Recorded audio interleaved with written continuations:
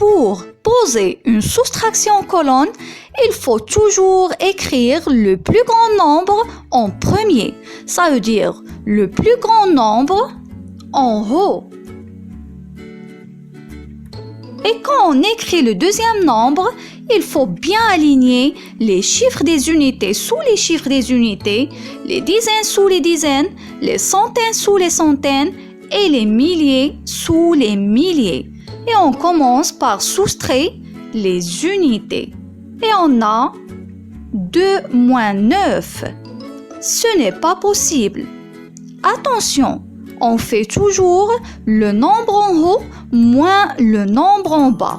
Donc, j'ai dit que 2 moins 9 est impossible. Qu'est-ce que je fais? Je rajoute une dizaine dans le nombre en haut, bien sûr dans la colonne des unités.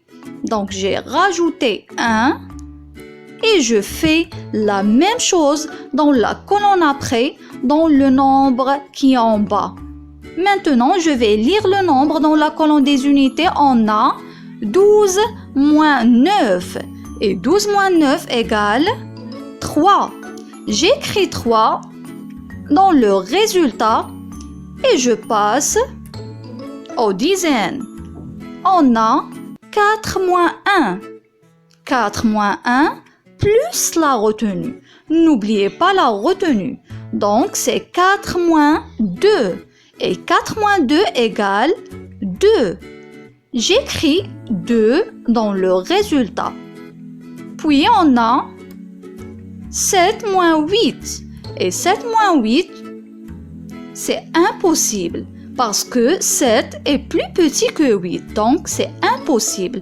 Je vais faire la même chose qu'on a fait au premier. Donc, je rajoute 1 dans le nombre en haut et la même chose dans la colonne après, dans le nombre qui est en bas. Maintenant, je vais lire le nombre. Dans la colonne des centaines, on a 17 moins 8.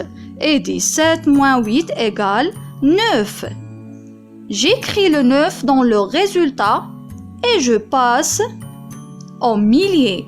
On a 6 moins 1. Plus la retenue, bien sûr. C'est 6 moins 2. Et 6 moins 2 égale 4. Et j'écris 4 dans le résultat, dans la colonne des milliers.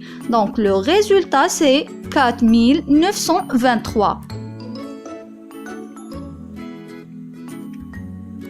Dans une soustraction, les nombres que l'on soustrait sont des termes. Ça veut dire que 6742 moins 1819, ce sont les termes. Et le résultat de la soustraction s'appelle la différence ou bien l'écart. Donc 4923, c'est la différence ou bien on dit c'est l'écart.